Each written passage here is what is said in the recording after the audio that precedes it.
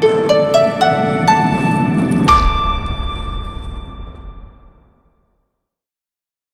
you very much. I see a lot of familiar faces here. Welcome to Pushing the Virtual Divide, our theme for tonight. So our guest tonight is Kazunori Yamauchi. He's a professional racing driver. He's CEO of Polyphony Digital. He's the producer of the Gran Turismo video game series that I'm sure many of you have grown up with or spent many, many hours with. So Kaz has spent more than 2 decades bringing the virtual racetrack just a little closer to reality for some of us. And he's teaching us to be better drivers, sometimes before we're even old enough to reach the pedals and the steering wheel. So, Kaz, thank you so much for joining us tonight. Thank you.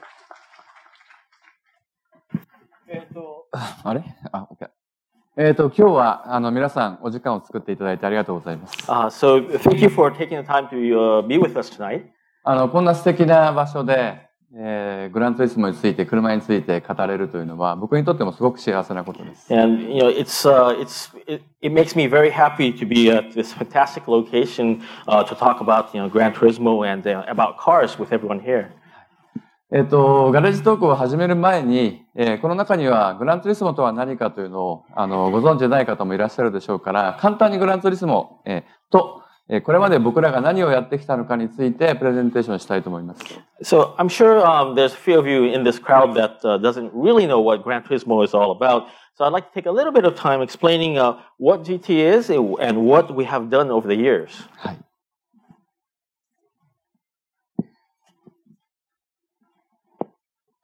はい、グランツーリスモはですね、今から本当にちょうど20年前に生まれました。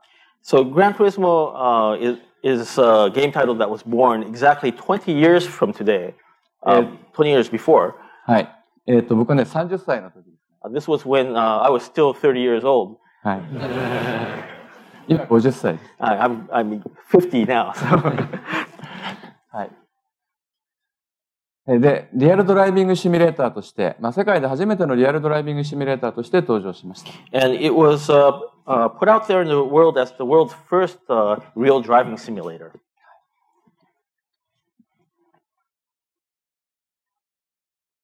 最新作はグランツーリスモスポーツという、今そこに展示してあるものです。And the latest title is what you've seen on the play seats just outside. It's called Gran Turismo Sport. これが最初のグランツーリスモですね。So this is what the first Gran Turismo looked like. 今見るとものすごくチープな。Looked at now, it looks a little bit cheap. はい。で、最新作はというと、And the latest title. はい、これがグランツーリスモスポーツです。This is where Gran Turismo Sport is at. これが20年間の進化ということになります。So 20 years of evolution, and this is the result. はい。自動車業界との、グランツーリスモとの関わりについてお話ししたいと思います。So I want to talk a little bit about the relationship that Gran Turismo has had with the automotive industry. 例えば2008年、僕らはシトロエンと一緒にプロジェクトを組んで、スーパーカーを作りました。So for example, in 2008, we got together with Citroen to create a supercar back in 2008. これは2008年のパリオートサロンで発表された車です。And this is a car that was actually shown at the Paris Auto Show back in 2008. そして2012年には日産自動車と共同でグランツーリスモのプレイヤーを本物のレーシングドライバーにするというプロジェクト、GT アカデミーというプロジェクトを始めました。And then in 2012, we got together with the Nissan Motor Corporation to create a project in which we try to turn game players into real racing drivers. This was called the GT Academy. このプロジェクトは大変な成功を収めて、実際に本物のプロフェッショナルなレーシングドライバーが生まれただけでなく、そのドライバーが例えばルマンの24時間レースの表彰台に上がったり、そういった成果も上げました。So this project actually saw great success in which not only did it succeed in producing real racing drivers from gamers, these gamers turned drivers actually rose to the podium of the Le Mans 24-hour race.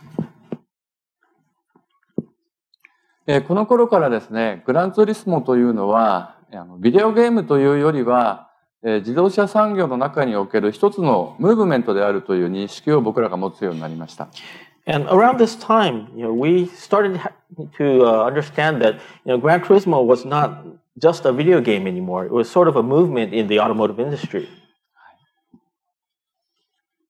これは日産の FRDZ ですけれども、これのデザイン、エアロのデザインを僕らが行いました。So this is the Nissan Z, and we actually did the designs at our company for the aerodynamic parts that went onto the car. あるいはトヨタと一緒に AR ディスプレイを用いた車、これはジュネーブのオートショーで発表しました。And together with the Toyota, we also made a car that has an AR display built into it. それからナイキとも縁があります。これはナイキがグランツーリスモのためにデザインした車です。We also had a relationship with Nike, where Nike actually designed a car for us to appear in the game. これはグランツーリスモ4ですけれども、ナイキは自動車メーカーとして登場します。So in Gran Turismo 4, Nike appears in the game as a automotive manufacturer. それから2008年には、今でも発売されている最新の日産 GTR の情報システム、それのデザインを僕らが行いました。And then in 2008, in the Nissan GTR, which is still on the market today, we actually helped to design the information system that went into the car. これがそのスクリーンのバリエーションなんですけれども、So this shows you the variations of the display screens that are possible in that system. 情報を知ることは、楽しいことである。車の情報を知ること、車の情報を知る、あるいは車の周りの環境の情報を知るということは、ドライビングにおいてすごく楽しいことである。この時に気づきました。And this is when we realized that knowing information about the environment that you're driving in, knowing information about the car as you drive it is something that can be fun. And that's what we discovered through this project. そして2011年には、フォーミュラ1のレーシングチームであるレッドブルレーシングと僕らとで、地上で最も速い車があるとしたら一体どんな形をしているのか、そういうプロジェクトをやりました。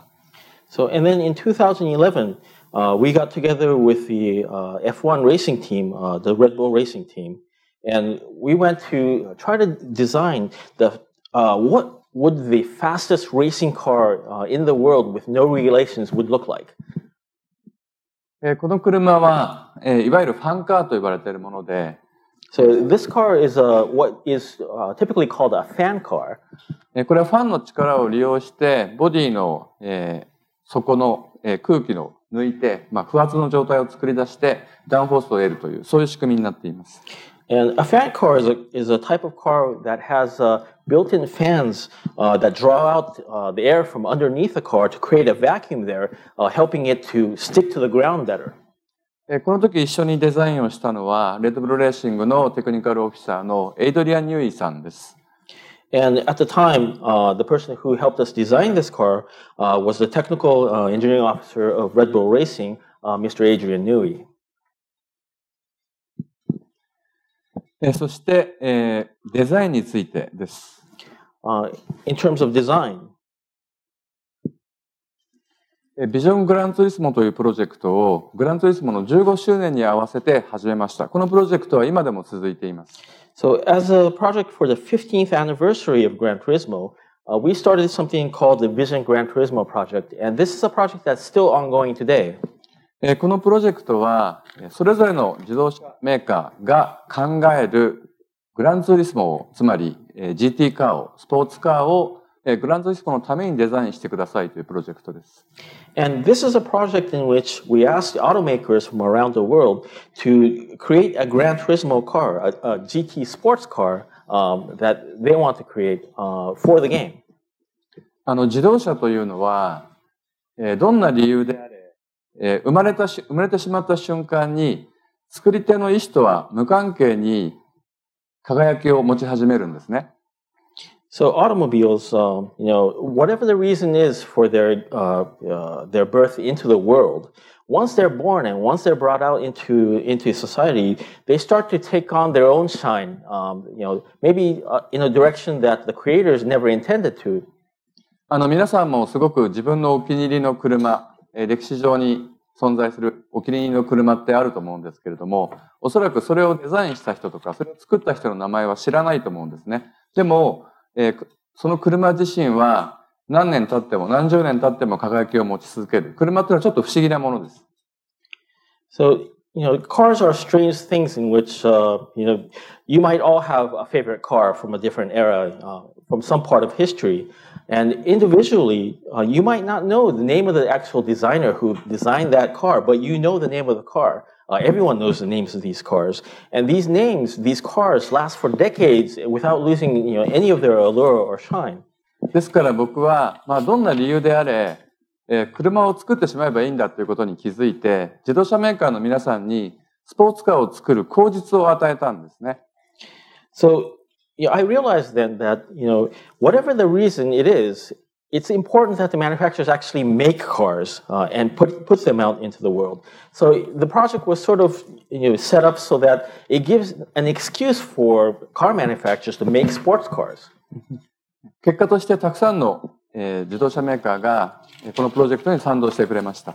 And as a result, many of the manufacturers really wanted to participate in the project and joined us. ちょっとビデオで見てみましょう。So I'll show you a short video about it.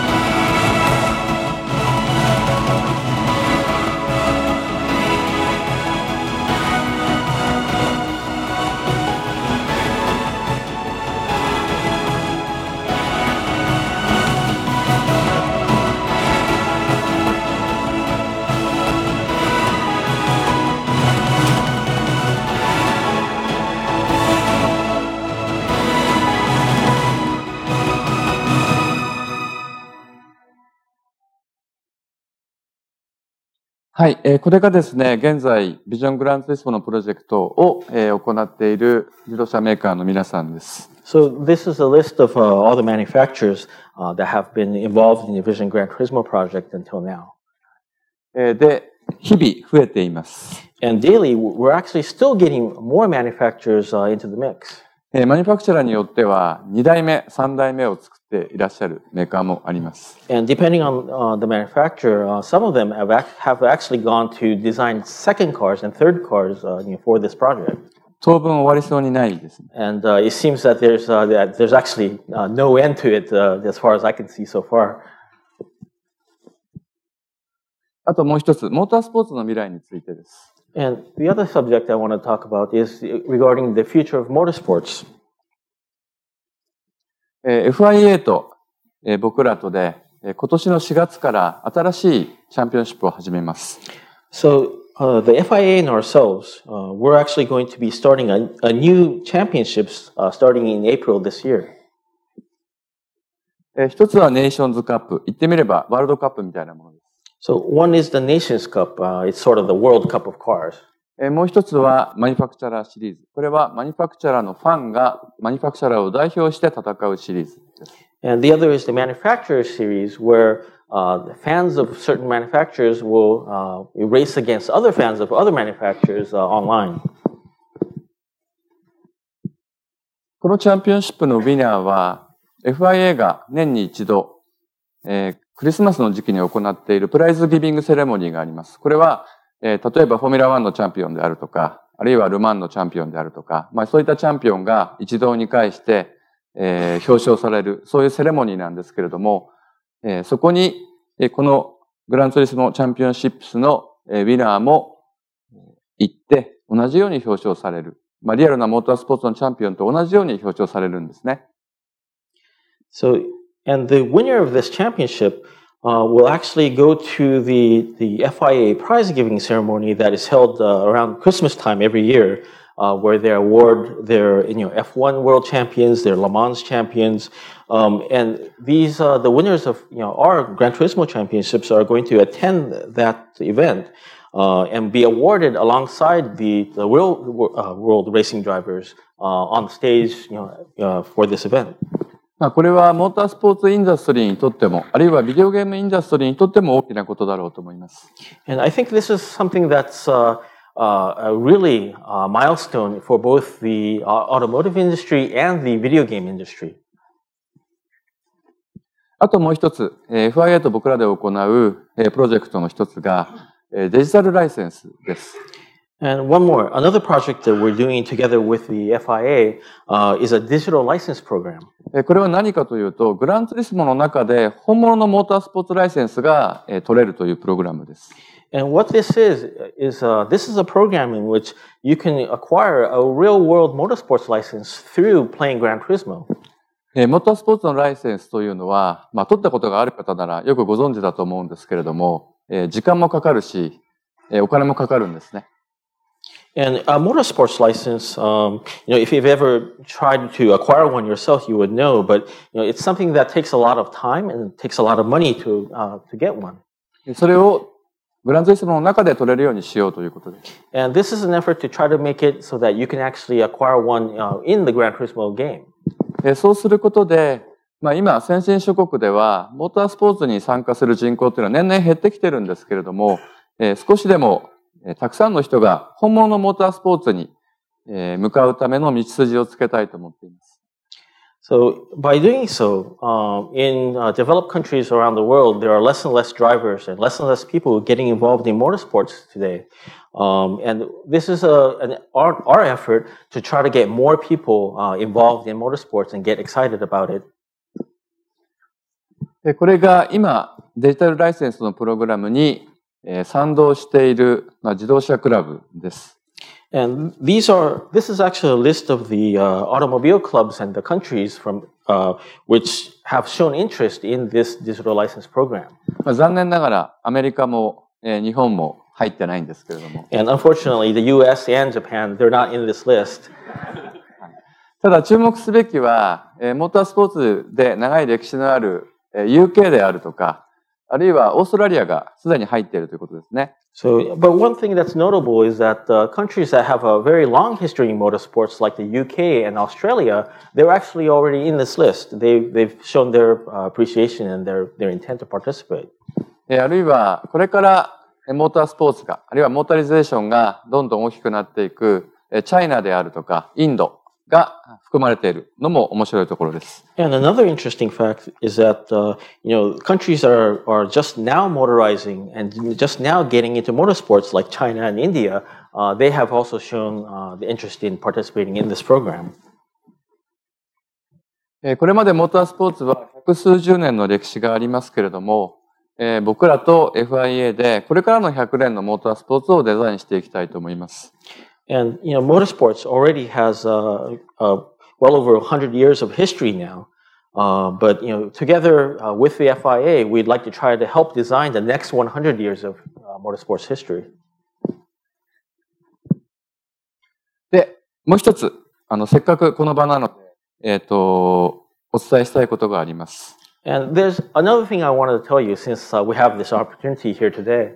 今僕らはグランツーリスモをプラットフォームにした機械学習の API を作っています。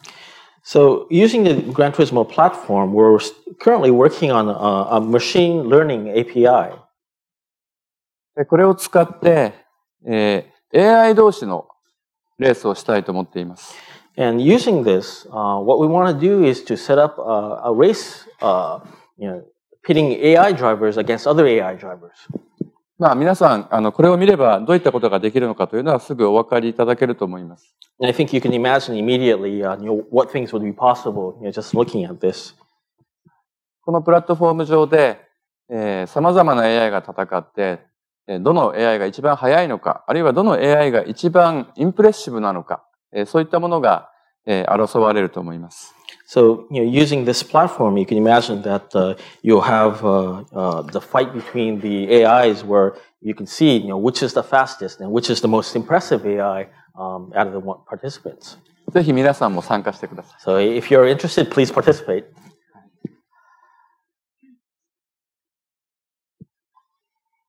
この AI リーグでは、実際の自動運転と同じように様々なセンサーに例えば誤差を加えたり、あるいは様々な情報に制約を加えることができます。レギュレーションによってそれが決められるんですね。So in this AI league, we can set the amount of deviation that the data from the sensors will have, or set certain things in the regulations really freely as we're in complete control of the race. そして単にマシンを速く走らせるだけではなくて、トラックコンディションが様々に変化する中で、マシンのセットアップをするところも含めて、コンペティションに含めたいと思います。And not only will you be competing for how fast the car is on the track, you'll also be competing for, how well the car adapts to different track conditions, whether it be weather or temperature or whatnot, and how well the settings can be set to match the conditions that you will find in a certain race. はい、ここまでがですね、グランツーリスモの紹介でした。So that's the introduction of Gran Turismo. はい。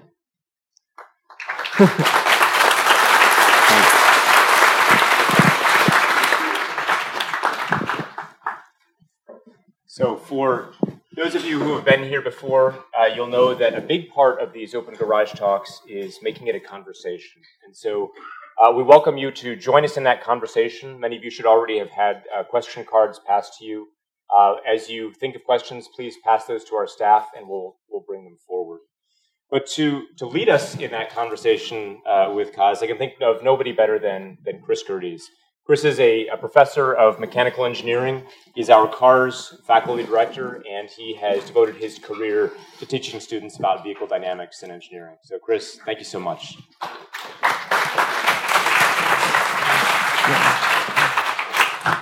Good for this. Yeah. Okay. Okay. So, Kaz, I just want to extend my thanks for joining us here. It's been a pleasure to have you in the lab today, and I really appreciate the chance to have this discussion. ありがとうございます。本当にこういった会話をできる機会が設けられてすごく嬉しいです。僕も嬉しいです。I'm very happy to be here. So, you talked about the history of Gran Turismo, but you started working on racing games even before Gran Turismo, designing Motor Tune Grand Prix with Sony for the original PlayStation. With all the possible video games to make, why did you focus on a racing game? 今、グランツーリスモの歴史を説明していただきましたけど、GT の前にもレースゲームをやってたと、ごは知っているんですが、モータートゥーン GP、最初のプレイステーションに出たゲームで、なぜ、いろんなゲームを作れる中で、レーシングゲームを作ろうと思ったんでしょうか？はい、僕がですね、僕はプレイステーション、の創業メンバーでもあるんですけれども、プレイステーションを立ち上げるときに、全部で僕100個の、ゲームのデザインの企画書を作りました。So, I was actually part of the original starting members for the startup of the PlayStation console. And originally, in the very beginning, I actually created 100 different design plans for a variety of different video games for the company. その中にはロールプレイングゲームもあったし、アドベンチャーゲームもあったし、たくさんあったんですね。And within those 100 games, there were role-playing games, there were adventure games. There was just a huge variety of them. ゴルフゲームもありました。There was a golfing game even. で、その、100個あった企画書の中の一番最初の企画書がグランツーリスモでした。But out of those 100 planned game designs that I came up with, the very first one was Gran Turismo. でそれは僕が車が好きだったからです。And that's simply because I love cars. はい。So it was a passion project from the beginning. もともと自分の情熱のこもったプロジェクトだったんですね。Great. Well, would you say that Gran Turismo grew from your driving and racing ability, or that you developed your driving and racing ability from Gran Turismo, or was it a little of both? グランツーリスモを作ることによって山内さんはレースの技術を磨いたんでしょうか、それとも自分がレースする人だったからゲームを作ることになったのか、それとも両方なのか。僕がグランツーリスモを作るきっかけというか動機はですね、実は車の運転を覚えたかったからなんですね。ですから今の質問で言うと答えは後者で、グランツーリスモを作って車の運転を覚えて、そしてレーストラックに出ていったんです。So my actual original objective for wanting to make a driving game was because I wanted to learn to drive well. So out of your suggestions, it would be the latter. I really made the game first, learned to drive on it, and then I went out onto the track. I've also learned a lot of things from driving behind our self-driving car out on the racetrack, so I appreciate that. 僕も自分たちが作ったセルフドライビングのオートナマスドライビングのレーシングカーの、動きを見て学んだこともすごく多くて、だからすごくわかります。So you showed some of the designs from the GTR that you helped design the interface for, and also you've raced a GTR at the Nürburgring. But you also have an earlier love story with the GTR, which is a bit of a tragic story. Would you share that with us? GTR のインターフェースを開発に関わったという話もさっきされてましたけど、GTR をニュルでレースもされてたりしますが、それ以前にもGTR のと山内さんのつながりっていうのがあって、それは割と悲劇的な終わりを遂げたというふうに聞いてたんですが、それについて話してもらえますか。はい。僕がそうですね、最初のタイトルを作ってた頃なんですけれども、毎日会社に遅くまでいて、家に帰るのが夜の1時とか2時とか、そんな生活を、2年ぐらい続けていたんですね。で、ある日、夜中に家に帰ったら、その当時買ったばかりの、僕が社会人になって買ったばかりの GTR がそこに置いてあったんですよ。自分の家のガレージに。So, when I was making the first Gran Turismo, 20 some odd years ago, I would be working really late at night, going home at 1, 2 o'clock in the morning. For about 2 years straight, I lived like that. And one night, I come home, late at night, and I see in front of my house, the GTR that I had just bought, since I first joined the company and started working. で、その夜は、僕すごく疲れてたんですけれども、しばらく自分の車乗ってないなと思って、ちょっと乗ってあげようと思ったんですね。So that night, I was already really tired, but it had been a while since I had driven my car. So I was thinking, maybe I'll take a short drive. 冬の寒い日で。It was a really cold winter day or night. でもつい僕はエンジンをかけてしまう。And I unfortunately turned the engine on. それで走りに行ったんですけれども。And I went out to drive. でもすごく寝不足でしたからね。But I was really lacking sleep then. And で目の前にコーナーが見えて。And I saw a turn, coming up ahead. で僕は経験的にそのコーナーが、時速120キロなら曲がれることは分かっていたんです。And by experience, I knew that that turn, I could probably turn at about 120 kilometers per hour. Kilometers. でも僕はコーナーの入り口に差し掛かった時にふと速度計を見たら時速200キロを指してるんです。But when as I was going into the turn, I looked at my speedometer and I was actually going a little over 200. それで、これは曲がれないぞと思って。And I thought to myself, okay, this is not going to turn. で、とりあえず、インに向かってブレーキングを始めたんです。So I started braking towards the inside of the turn. で、ブレーキングを始めたんですけれども、速度がなかなか落ちてくれないんです。But, though I was braking, the speed just wasn't dropping fast enough. で、そうこうしているうちにもう、道幅がなくなってしまって。And I ran out of road width. で、そこで僕はクラッシュをして。And I crashed.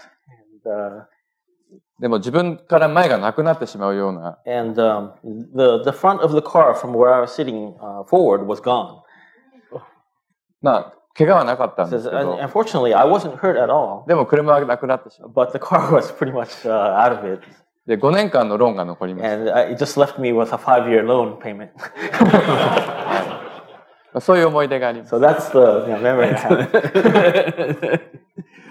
Thanks for sharing that. So the adventures of younger drivers. 若い頃の過ちというか、あれですよね。So you've also helped younger drivers. You mentioned the GT Academy and the idea that you could take drivers who are good at the game and put them into real race cars. Many people said this will never work. And there are a lot of papers in psychology that say skills don't transfer that way. But in fact, they did. These drivers who were top drivers in the game became outstanding drivers in real cars. What do you think that they really learned from the game? そうですね。その若いドライバーの話で、やっぱり GT アカデミーというプログラムを山下さんは作っていて、ゲームのプレイヤーがリアルなレースカーのドライバーになって、すごく、ドライバーになっただけではなくて、本当にいいドライバーになっていて、でも、それまでは割とサイコロジーの世界でも、そういったスキルは、トランスファーできないというふうに、認識されてたものだったんですけど、でも実際にはそうじゃなかった。実際にはスキルが、キャリーオーバーできたわけですけど、どういったスキルをプレイヤーはゲームの中で学んでリアルに適用できたんだと思いますか？はい。ですね、よく思われている誤解というのは、シミュレーターを使うと、トラックが覚えられるから運転が上手になるっていうふうに思われがちなんですね。So I think one misunderstanding that is often seen, in regards to that subject is that a lot of people think that people become faster because they just learn the track and learn the layout of the track better through playing a simulator. でも実はそうではなくて、グランツーリスモを使って学べることは、もっと基本的なこういう操作をしたら車はこう動くっていうそのマッスルメモリーのところなんです。So, but that's not actually the case. And one of the most important things that a driver learns through a simulator is really the basic motions of the car, where a certain operation or a certain input into the car will result in a movement of the car in a certain way. That's where the learning process is. 本物のレーシングカーでもグランツーリスモでもどちらでも同じなんですけれども、本当に自分がこう集中している時というのは、車がまるでこう自分の体の一部になったように走り出すんですね。So it's the same as in a real racing car as when you're playing and driving in Gran Turismo. But when you're really focused and concentrating, car becomes sort of like a part of your body.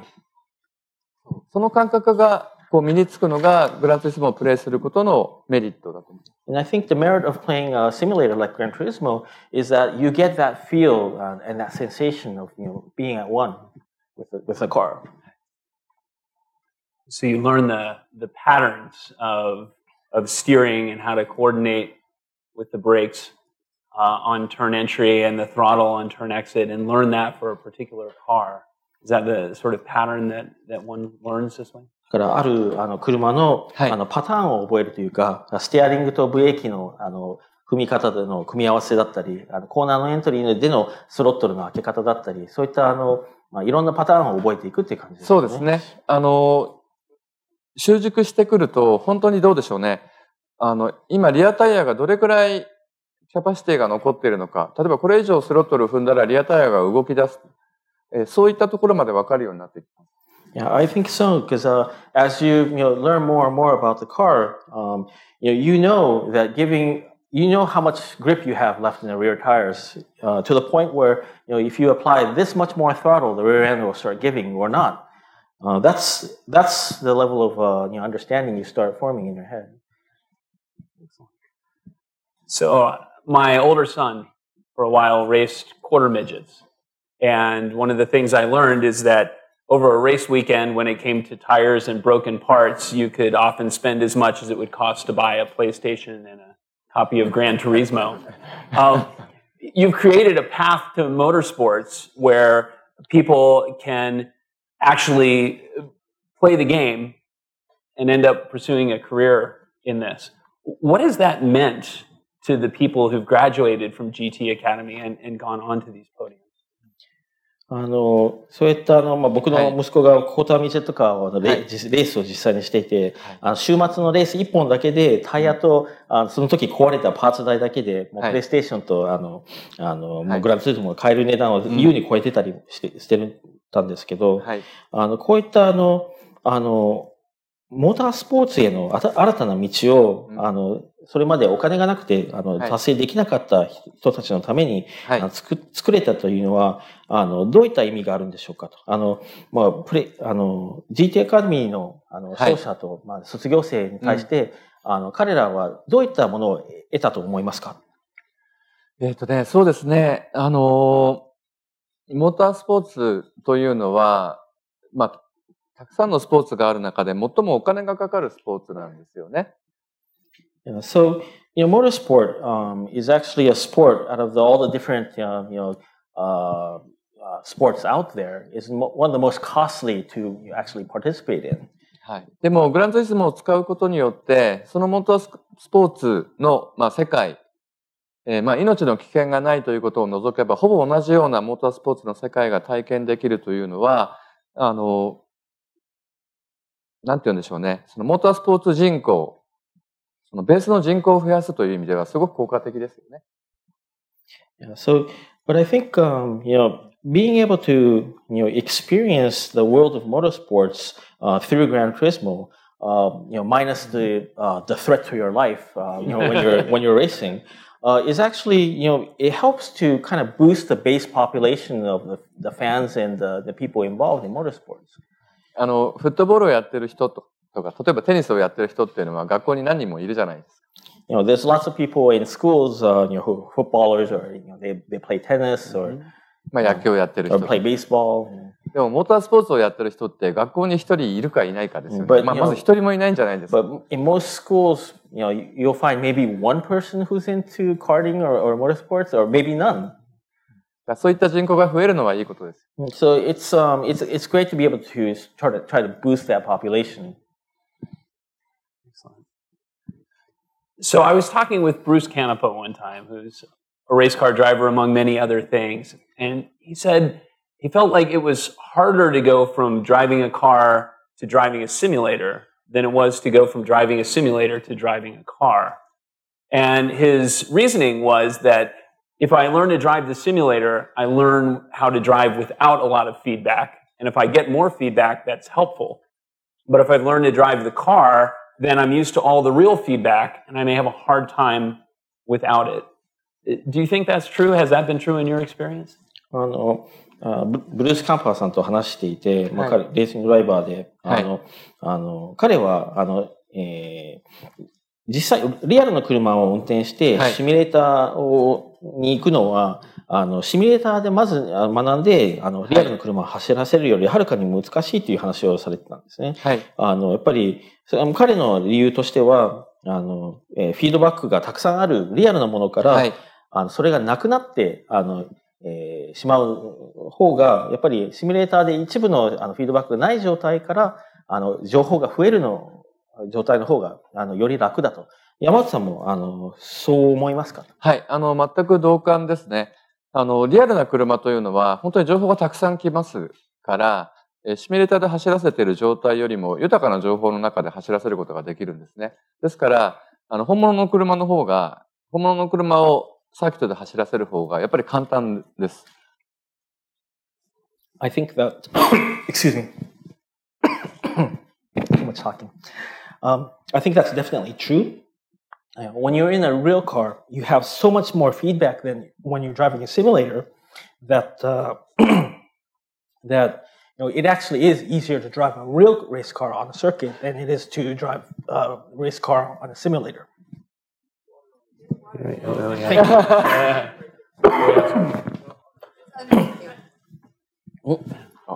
Thank you.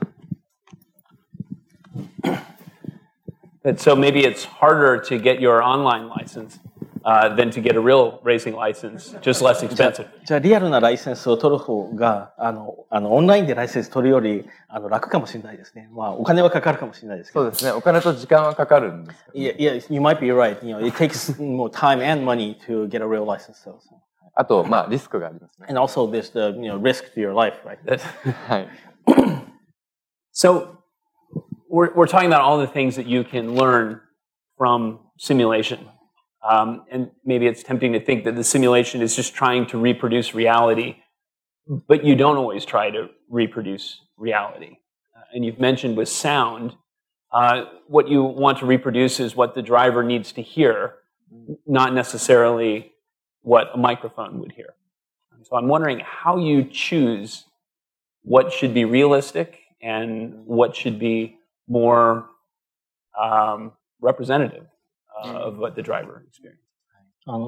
シミュレーションを作るにあたって、常に、本当に正確にリアルなものだけを再現するじゃないという話を以前されてたと思うんですけど、はい、例えばオーディオでも、ドライバーが実際に聞く音をマイクで拾って全て再現するんじゃなくて、はい、聞かなきゃいけない音を拾って、はい、それをプレイヤー、情報としてプレイヤーに提供するの方が重要だって聞いたことがあるんですが、はい、それはどういうふうに何が重要で何が重要じゃないかっていうのを山田さんは判断してるんですか？そうですね。オーディオに関しては本当に僕らもすごく苦労していて、毎回オーディオに関しては発見があるんですけれども、今おっしゃられたように、例えば自動車の車内にステレオのマイクロフォンを置いて録音した音を、後から聞いてもですね、自分がその車の中で体験した音とは明らかに違った音がするんですね。So in regards to the audio, audio is something that is really hard to do properly, and something that we still make a lot of discoveries as we're working on it. For example, when you're inside of a car and you take a set of stereo microphones to record the sounds inside of a car, if you listen to that recording outside of the car later, it still doesn't sound like what you were actually hearing inside of the car. よくカクテルパーティー効果って言って、人間は様々なノイズの中から聞きたいものだけを聞くことができるって言いますよね。So there's this thing called the cocktail party effect, where people only pick up the sounds that you want to hear in a loud, noisy environment. でもそのカクテルパーティー効果が起きる前提というのはやっぱりかなり複雑で。But the conditions for when the cocktail party effect actually occurs is very complex. それがうまく働くように周波数特性であったり、音の定位であったり、そういったものをデザインする必要があります。So, and it's necessary to really design very well the frequency of sounds and also the tones and the volume levels of each sound in the simulation to really reproduce that effect in a simulation. あと音の位相ですね、フェーズですね。And also the phases of the sound as well. はい。そういったものをちゃんと調整してあげると、ステレオマイクでは得られないような、実際の車に近い音が聞こえるようになってきます。So when you have that properly adjusted just right, you can make sounds that sound more real than what you can pick up off of a stereo microphone. はい。Excellent. So we have some interesting questions coming in, but I want to talk a little bit about some of the things that you've mentioned about Gran Turismo as a movement. So a lot of auto manufacturers are participating and working with Gran Turismo. And we've had a few questions about what do the auto manufacturers do? Do they help with game design? Do they release designs? How do they benefit? Is it just marketing, or are they learning something else by being part of this movement? いろんな質問も上がってきて面白そうあるんですけど、まず、その前に、グランツーリズム、ムーブメントとしてのグランツーリズムの話がさっきありましたけど、自動車会社の、グランツーリズムの関わりに対しての質問があって、彼らはゲームのデザインに関わることはあるんでしょうかっていうのと、あとはもう、彼らがグランツーリズムに関わること自体は、マーケティングの目的だけなんですか？それとも彼らも何かグランツーリズムと一緒にこういったコラボレーションとかいろんな仕事をするにあたって、何か得るものがあるんでしょうか？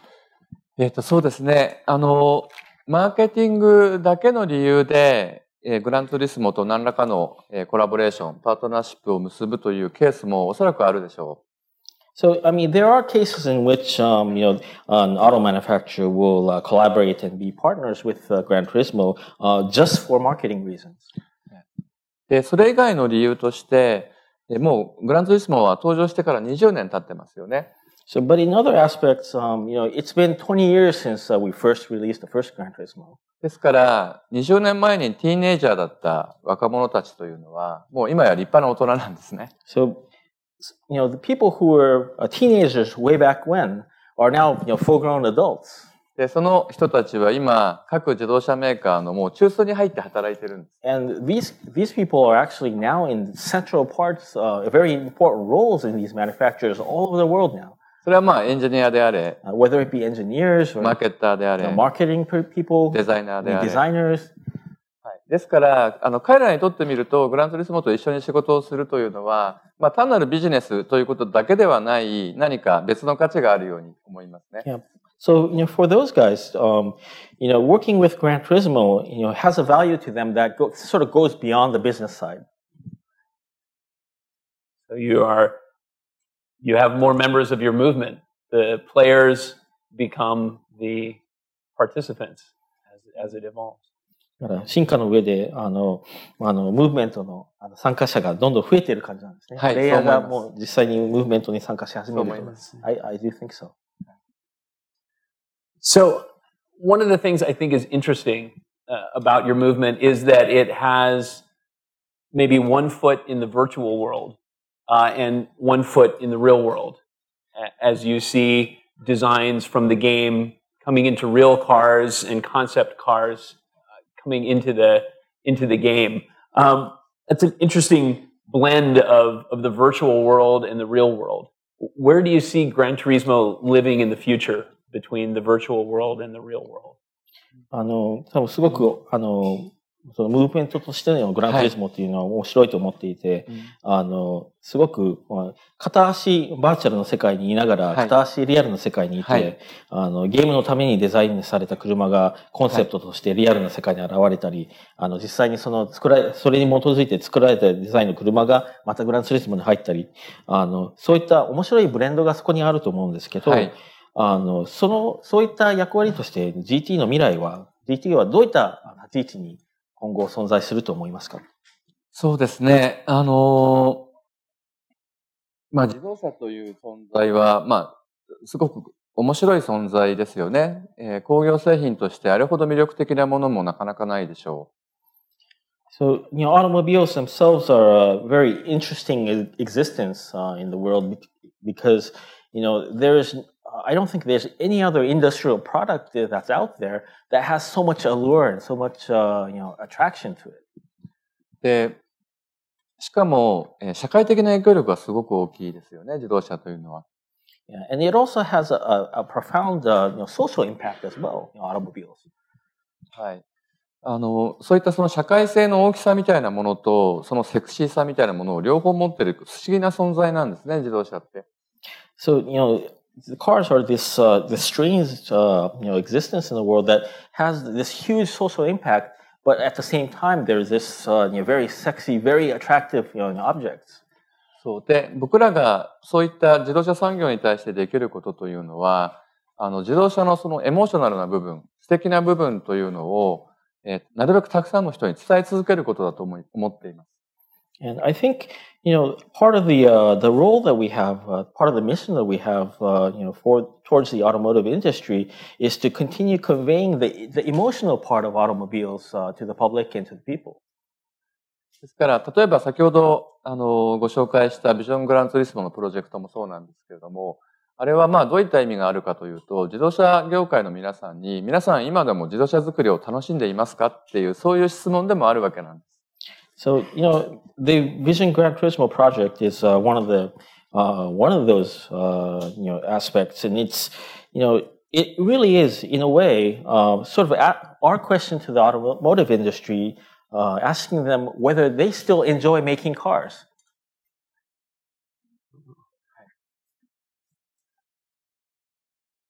That's awesome. I need to think about that for a moment.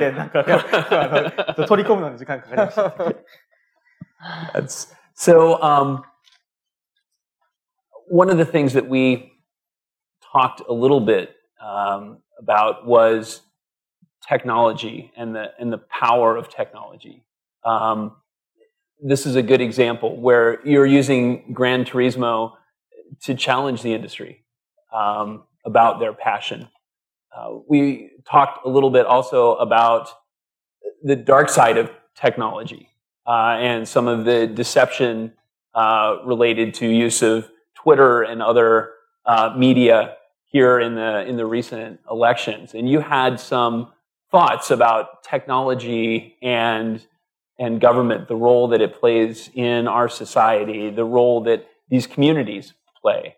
And you had some questions for the audience with that. So I want to open that up for you. 以前、二人でテクノロジーの話をしてたとき、そのテクノロジーのパワーについて話しましたけど、そうやってグランツーリスモが自動車業界をチャレンジして、彼らのパッションについて問いかけるというサブジェクトと同時に、テクノロジーの暗黒面についても話しましたよね。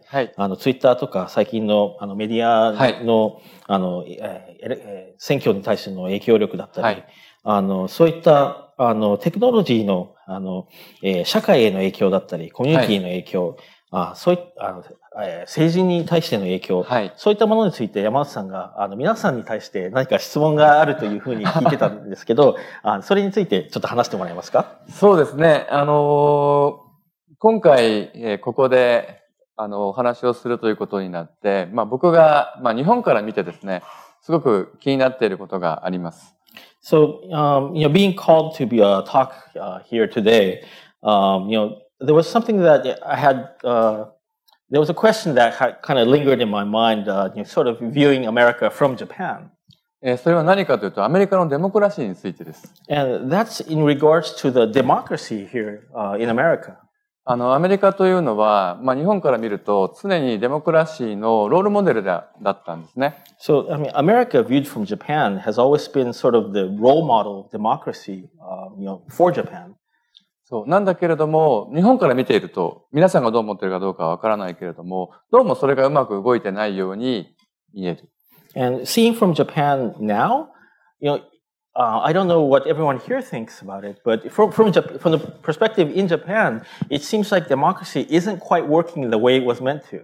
どうもアメリカは2つに分かれちゃってる気がする。America seems sort of divided right now. で、僕の質問は、And my question is, そういったデモクラシーというものをテクノロジーによってエンパワーすることはできるのだろうかということと、So one question is whether you think it is possible to empower democracy with technology somehow. あるいはテクノロジーによってもっと別の何か政治システムは、想像できるのだろうか。Or would it be possible to imagine a different form of government or democracy through technology? でした。So we wanted to toss that out. I'm gonna get to some of your questions, but I thought as one of the comments you made when we were discussing this on the phone that I thought was interesting, we were talking about how the virtual world is becoming ever more real, and the real world seems to somehow be getting less real in some ways when you think about not knowing who's actually making that Twitter post. Who are you talking to online? Is it who you think you are? Is it somebody totally different? And so this understanding of the power of virtual worlds, but also the challenge that they pose. So we thought we would put that out there as a question. If people have comments, use the comment sheet, and we'll leave you with the philosophical thing as we return to some more. だから電話の会話中にはいバーチャルな世界とリアルな世界の話の中でリアルな世界がリアリティをどんどん失っているように感じると、はい今ツイッターとかで誰かが発言してもそれが本当にはい発言しているという人なのかどうかもわからないような、はいそういった、リアルの境目がわかんなくなってくるような今の世の中で、はいそういった質問が出てきたわけですけど、コメントのシートにもし答えがあったら皆さんぜひ参加してください。So we'll get some new designs for government back in a moment. で、新しいAnd ガバメントの let's talk about some other possible questions that have come up in terms of how you might use Gran Turismo. So what about Gran Turismo as a way of teaching teenagers how to drive? そしたら、いろいろ上がってきた質問の中に多く聞かれているのが、はいティーネイジャーに対して、はい運転を教えるようにグランツーリスモを使うことはどうでしょうかみたいな話があったんですけど。はい。グランツーリスモを使ってドライビングを学ぶというのは、本当にいいことだと思いますよ。よくビデオゲームをすると、運転が荒っぽくなるんじゃないかって心配される方がいらっしゃると思うんですけれども、グランツーリスモをプレイした方なら皆さんご存知ですが、グランツーリスモをプレイした後は、ものすごく安全な運転ができるようになります。レーシングスピードでなくても、車を、すごく安全な状態に保つこと、スムーズに走らせることができるようになりますから、運転する教材としてはすごくいいと思います。Yeah, so, I think learning to drive through Gran Turismo is a very good way because I think, a lot of times people are concerned that if you learn driving through a video game, you'll end up driving really rough, and that would be the general, I guess, view on that. But in actuality, if you've played Gran Turismo, you will probably already know this. But Gran Turismo actually teaches you to drive safely and maintain stability of the car under all conditions, whether it be at racing speed or at slower speeds. It really teaches you to drive smoothly, and that leads to safe driving. So we have another question about other types of vehicles as well that one might use in simulation. So could this be used to learn how to drive other vehicles like trucks, buses, etc.? その他のタイプの車両の運転も、これを通じて、運転の仕方を、学べるんじゃないかという質問があって、例えば大型のトラックだったり、バスだったり、そういった車も、学べるんじゃないでしょうかと。そうですね。今、グランツーリスモにはトラックであったり、あるいは大型のバスみたいな車は入っていませんけれども、それを入れてもいいんじゃないかって実は思っています。Yeah, actually, Gran Turismo right now doesn't contain, the big semi-trailer trucks or buses or those type of vehicles. But there has been discussion of maybe it would be nice to have those types of cars in the game as well. So Bruce Canepa has in the past raced trucks up Pikes Peak in Colorado, which seems to me like it would be thrilling, but one of those things that I'd prefer to experience in Gran Turismo. ブルース・キャンプラーさんがパイクスピークでトラックをヒルクライムで走らせたことがありますけど、はい、僕はあれは、見るのと、グランツーリスモの中で走るのは実際にやるよりはいいかなとは思っています。はい、So you brought a simulator, which we have over in the corner, and many people were enjoying before the talk, which has a new steering wheel. And this steering wheel, first of all, gives very accurate torque relative to what the game commands, and also gives you additional vibration on the column. So you've been adding new sensory channels. What do you see are the next advancements? Where will we be going in the future? Is it augmented reality? Is it more haptic feedback? Is it something else? 今回シミュレーターを持って来てくださって、新しいステアリングがそれにはついていて、正確な、ゲームが指示したトルクをそこで再現して、しかもカラムに振動を再現するデバイスがついてたりしますけど、次のそういった感覚的なテクノロジーというか、はい。機能というのはどういったものなんですか？オーグメンテッドリアリティだったり、ハプティックデバイスだったり、はい。どういったものが次来ると思いますか？そうですね。グランツイストの内部でシミュレーションしているけれども、それがアウトプットできない情報って実はたくさんあるんですね。So there's actually a lot of information and data that's simulated within Gran Turismo that is currently not possible to output to a device yet. 映像は出ますね。Of course, we have the image. サウンドも出ます We have ね。 sound. で、ステアリングを通じて、セルフアライニングトルク So が出る。and we have the self-aligning torque that you get through the steering wheel.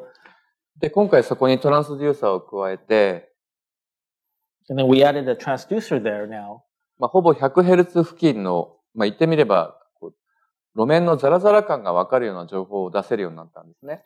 And which recreates something in between sound and vibration at around 100 hertz that sort of gives you the feel for the roughness of the road surface.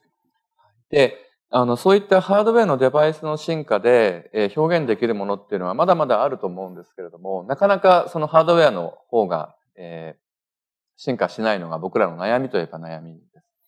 And I think there's a lot more left in terms of the evolution of the hardware that could help us, provide more information for the driver. But unfortunately, the development of hardware is not quick as we'd like to see. あったとしても非常に大掛かりなものになってしまうんですよね。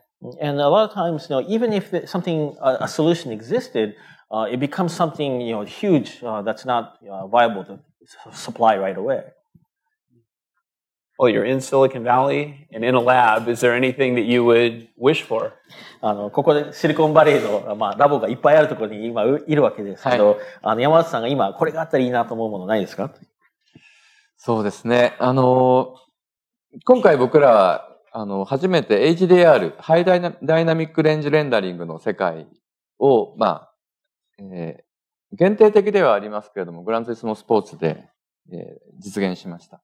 So, in this new Gran Turismo Sport title, we've been able to, in a limited way, but still, we were able to do HDR, high dynamic range rendering for the first time. はい。でもまだ、明るさの単位で言うと、1000ニットをちょっと超えたぐらいなんですね。But in terms of brightness, what we're able to reproduce right now is just about 1,000 nits, and nits is a measurement of brightness. で、グランツイスモの内部では1万ニットまで計算しています。But inside Gran Turismo, the system actually calculates up to 10,000 nits. ですから、もっと明るいディスプレイや、明るい、なんていうのかな、ゴーグルがあれば、本当に光の眩しさであるとか、そういうものが表現できるようになります。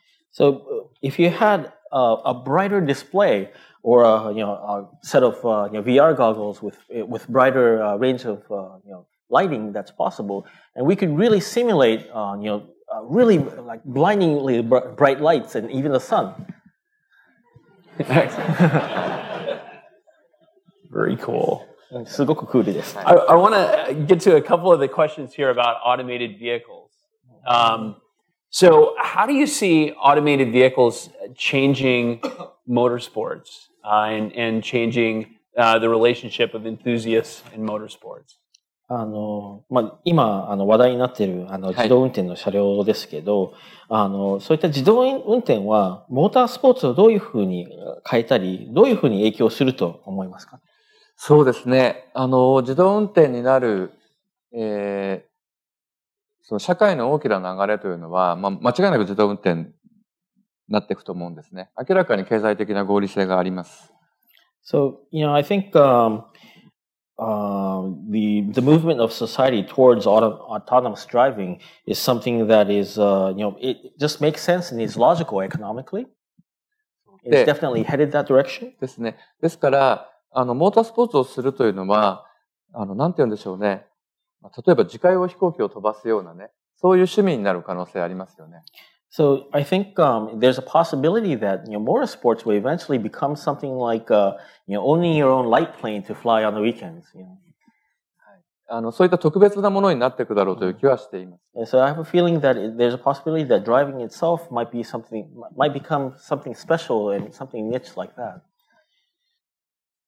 So are there ways that Gran Turismo can actually assist with automated driving? We have some questions about whether, given the realism of the scenario, if the information from the AI or from human drivers can be used in the development of automated systems. そしたら、グランツーリスモがその自動運転の開発に何らかの形で貢献することはできると思いますか？それは、リアリズムの面でも、ビジュアルなリアリズムの面でもそうですけど、AI の運転技術だったり、人間のドライバーの、統計情報だったり。そうですね。先ほど、申し上げた、AI リーグと、それにまつわる、機械学習の API というのはまさにそのために作っているものですね。Yeah, I believe so, and I think the AI League championships that I mentioned earlier in the presentation, that's really for the machine learning APIs that will help to develop autonomous driving. Excellent. So we have some folks here who are towards the end of their time in school, the start of their professional careers. What sort of advice would you give somebody who's starting now, who's enthusiastic about cars and the industry? 今ちょうどもう少しで卒業で、プロフェッショナルのキャリアを始めようとしている学生もここには集まってくださっているわけですけど、彼らに対して、そういったプロフェッショナルのキャリアに入っていく上で、山内さんからのアドバイスは何かありますか？アドバイスですか？アドバイス。そうですね。なんて言うんでしょう。たくさんありすぎてうまく言えないんですけれども。There's so much it's hard to organize into a single thought. 何をするにも手を抜かないということだと思いますね。I think the most important is whatever you do, give it the best you've got. それは仕事もプライベートもどちらも。And that applies to both your personal life and your work. There's one more question that I want to get to from this list, which I thought was very specific and worth sharing. So somebody pointed out that they personally really appreciated the use of the sculpture, unique forms of continuity in space for the AI League logo. And comments that it provides a nostalgic tie to another period in history with rapid technological change. So what made you choose this piece for the AI League, this sculpture? その、AI のリーグだったり、チャンピオンシップで、そのシンボルとして、ボッチョーニーのスタチューを選んだことにすごく、あ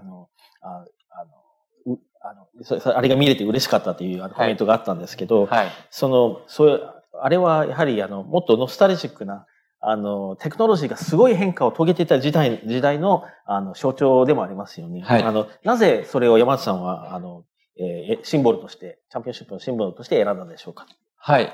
シンボル、ウンベルト・ボッチョーニの彫刻が作られたのは1914年なんですね。So that symbol, that sculpture was made by Umberto Boccioni back in 1914. で、1914年、ちょうど今から200年前になるのかな。So it's just, almost 100年前か。It's about 100 years ago. A little over 100年前ですよね。で、その時代がどんな時代だったか。And that era, ですね、世界で最初のパリ・ルアンのレースがありました。The first, the race between Paris to Rouen took place in that era. これが1902年とかですかね。I think that was 1902 or something like that. その時の平均時速は21キロでした。And average speed at the time was 21 kilometers per hour. で、その5年後に人類は時速100キロを超えます。And 5 years later, humankind exceeded 100 kilometers per hour. そしてそのまた5年後には人類は時速200キロを超えます。And then just 5 years after that, humankind had reached 200 kilometers per hour. つまり何がそこで起きていたかというと、人類が初めてスピードに出会ったんですね。And what was happening then was that humankind was discovering speed for the very first time. 同時に機械というものにも出会った。And at the same time, they were discovering machines. 飛行機が飛んだのも自動車が走ったのもほぼ同じ時代です。And it's pretty much the same era in which airplanes were created, to fly through the skies, and automobiles were created. でウンベルト・ボッチョーニはイタリアの未来派のアーティストですけれども、And Umberto Boccioni was an Italian futurist. そのイタリアの未来派というムーブメント自体が言ってみれば、その人類の目の前に現れた機械文明、あるいはスピード、そういうものに対しての感動から生まれているムーブメントなんですね。So, and the Italian futurist movement was something that was born out of the awe for the mechanical advancements and the new mechanical culture that was being developed at that period. で、僕は像をグランツーリスモチャンピオンシップスの、トロフィーのモチーフにしようと思ったのは、そういった自動車が登場した時に人類が感じていた驚きのその原点を忘れないようにしようということなんです。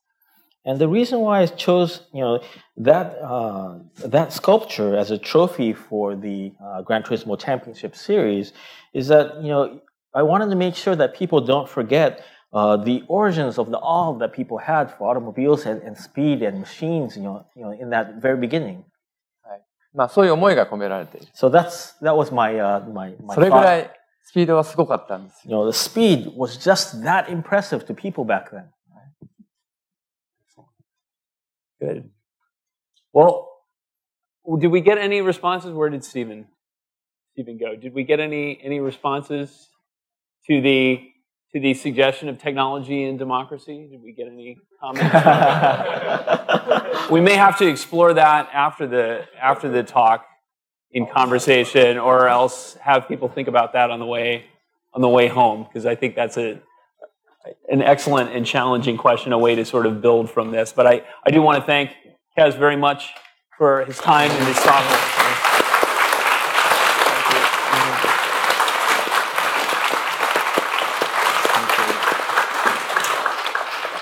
I will ask you to help us with one more thing. また、あと一つ、We お have 願いがあるんですけど、we have some giveaways here. プレゼントを用意しているので、 Some presents, and I'd like to call up some of our students who have registered for this. We actually, thanks to Kaz and Polyphony, have more prizes than we announced. So we have 6 copies of Gran Turismo. グランツーリスモのここにソフトを I'd like to ask up Samantha Kim. Would you help me with John Alsterda? どうぞ。 Right? Yes. if you want one to at a give- time? これは、も John. Thank you very much. Orlua Shirinwa? I saw him. He was in the back. Ola? Oh no. What's that? Going once? Uh-oh. Timadayo Dairo?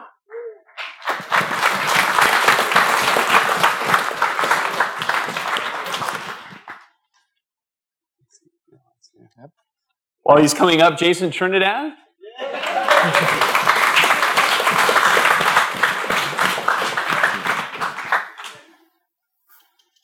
Next up, Vincent Lawrence.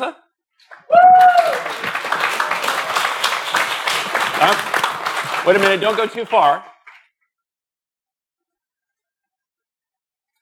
And Ed Schmerling.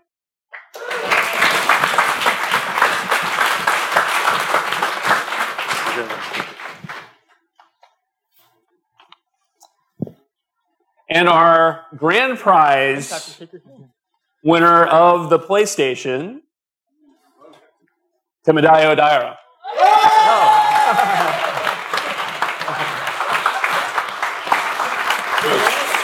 I thought it was. Wait, where'd it go? It's going to come collect that in the office. Okay.